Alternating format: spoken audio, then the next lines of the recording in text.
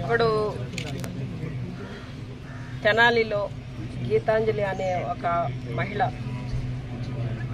ఏ విధంగా ఆత్మహత్య చేసుకున్నారో కారణాలు ఏంటో ఇప్పటికే మనందరికీ తెలుసు.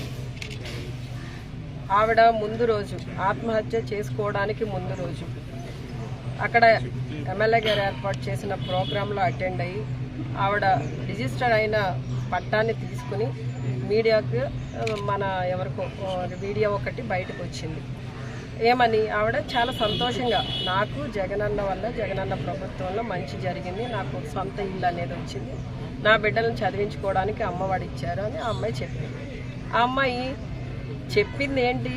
తనకి జరిగిన మంచిని లబ్ధిని చెప్పిందే తప్ప ఏ ఒక్క రాజకీయ పార్టీని కానీ ఏ ఒక్క రాజకీయ నాయకుడిని కానీ విమర్శ చేయలేదు. ఇప్పుడు ఆ అమ్మాయి చేసిన తప్పేంటి? అందులో ఏదైనా తప్పు కనిపించిందా? ఇప్పుడు మనం కూడా ఇక్కడ బోల్డ్ మంది ప్రజలు ఉన్నారు. ఆ ప్రజలందరూ కూడా వారికి జరిగిన మంచిని చెప్తూ ఉంటారు. ఒకవేళ ఎవరికైనా ఏదైనా వాళ్ళ అవసరాలు తీరకపోతే తీరలేదు అని అడుగుతూ ఉంటారు, ఇది కావాలండి, ఇది చేసి పెట్టండి అని. తప్పేం లేదు కదా అందులో. దాన్ని అంతగా ట్రోల్ చేయవలసిన అంత అవసరం ఏమొచ్చింది? ఈ తెలుగుదేశం నాయకులకి, జనసేన నాయకులు ఏదో ఒక ఆ అమ్మాయిని ట్రోల్ చేస్తూ ఆ అమ్మాయి మాట్లాడిన దానికి రకరకాలుగా వక్రీకరిస్తూ పెడార్థాలు తీస్తూ ఆ అమ్మాయిని మానసిక క్షోభకి గురి చేసి ఆ అమ్మాయి ఫోన్కే డైరెక్ట్గా కాల్స్ చేసి ఇబ్బంది పెట్టి కొన్ని మెసేజ్లు పెట్టి అలా అంత దారుణంగా చేయవలసిన అవసరం ఏముందో నాకు అర్థం కాలేదు. అంటే ఈ రోజున వాళ్ళు ఏం చేస్తున్నారో కూడా వాళ్ళకి తెలియని పరిస్థితి, ఒక భయంకరమైన ఫ్రస్ట్రేషన్కి లోనైపోతున్నారు. అంటే రేపు రాబోయే ఎన్నికల్లో ఎక్కడ వాళ్ళు పరాజయం పాలవుతారనే భయంతో వాళ్ళు ఈ రోజున ఆఖరికి సామాన్య మహిళని కూడా వదిలిపెట్టకుండా ఈ రోజున ఆ అమ్మాయి మీద ఈ విధంగా దాడి చేయడం, ఆ అమ్మాయిని మానసికంగా ఇబ్బంది పెట్టడం అనేది చాలా దారుణాతి దారుణం. ఈ రోజున నిజంగా మరి ఆ కుటుంబాన్ని చూసినప్పుడు చిన్నపిల్లలు, 2 ఆడపిల్లలు, నిజంగా ఆ పిల్లలిద్దరిని చూసినప్పుడు చాలా బాధ అనిపించింది. అసలు ఆ బాధని మనం ఎవరూ తీర్చిన ఈ రోజున ఆ బిడ్డలిద్దరూ కూడా అనాథలు అయిపోయారు, తల్లి లేని అనాథలు అయిపోయారు.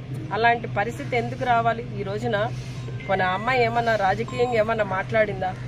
అప్పటికీ కూడా వీళ్ళంతా ఈ సోషల్ మీడియాలో పెయిడ్ ఆర్టిస్టులను పెట్టుకుని వాళ్ళు మా మహిళా మంత్రులు అంటున్నారు, మహిళా ఎమ్మెల్యేలు అంటున్నారు, మమ్మల్ని అందరినీ అంటున్నారు. మేమేదో పాలిటిక్స్లో ఉన్నాం కాబట్టి ఏదో మాట్లాడుతున్నారు లేని, అవసరమైతే మాట్లాడుతున్నాం, ఖండిస్తున్నాం, లేకపోతే మా పని మేము చేసుకోవడంలోనే ఉన్నాం. కానీ పాపం ఆ అమ్మాయి బాగా సెన్సిటివ్గా ఉంది, పాపం తట్టుకోలేకపోయింది. కనీసం ఆ అమ్మాయి ఏమాత్రం కొంచెం ఆలోచన చేసి పోలీస్ స్టేషన్లో కంప్లైంట్ ఇచ్చినా లేదా దిశ యాప్ ద్వారా ఒక కంప్లైంట్ చేసిన పోలీసులకి ఆ అమ్మాయిని కాపాడుకునేవాళ్ళం, లేకపోతే ఈ రోజున ఆ కుటుంబం ఇలా అనాథ అయ్యేది కాదు. నిజంగా ఆ కుటుంబం గురించి ఆలోచన చేసినప్పుడు చాలా బాధ అనిపిస్తుంది. ఈ రాష్ట్రంలో ఉన్న మహిళలందరికీ కూడా నేను చెప్పేది ఒకటే, ఈ సోషల్ మీడియా ద్వారా కొంతమంది ఫేక్ అకౌంట్స్ పెట్టుకుని, అంటే ఆ ధైర్యం కూడా లేదు వాళ్ళకి. నేను ధైర్యంగా కామెంట్ చేస్తున్నాను, ధైర్యంగా నేను ఈ కామెంట్ పెడుతున్నానని చెప్పే ధైర్యం కూడా వాళ్ళకి లేక ఫేక్ అకౌంట్స్ పెట్టుకుని, ముఖ్యంగా టీడీపీ వాళ్ళు, జనసేన వాళ్ళు చేసే పిచ్చి పనులన్నీ కూడా ఇవి. వాళ్ళంతా కూడా ఒక రాక్షసత్వాన్ని, క్రూరత్వాన్ని వాళ్ళు ప్రదర్శిస్తున్నారు. ఈ రోజున మహిళలందరూ కూడా ధైర్యంగా ఉండాలి. ఎవరి మీద ఇలాంటివి జరిగినా కూడా వెంటనే కంప్లైంట్ ఇవ్వండి, లేదా బయటకు వచ్చి కంప్లైంట్ ఇవ్వడానికి మీకు ఏదైనా ఇబ్బంది అయితే దిశ యాప్ ద్వారా కంప్లైంట్ చేయండి. వెంటనే పోలీసుల ద్వారా మీకు ప్రభుత్వం అండగా ఉంటుందని మీ అందరికీ తెలియజేస్తున్నాను.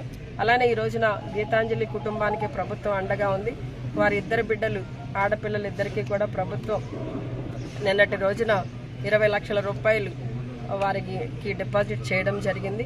నిజంగా మరి ఇలాంటి పరిస్థితులు మళ్ళీ పునరావృతం కాకుండా ఉండాలని, ఆ కుటుంబానికి భగవంతుడు తోడుగా ఉండాలని, గీతాంజలి గారి ఆత్మకి శాంతి కలగాలని కోరుకుంటున్నాను. వారి మీద చర్యలు తీసుకున్నారా మేడం? డెఫినెట్గా అండి, ఎవరిని వదిలిపెట్టేది లేదు.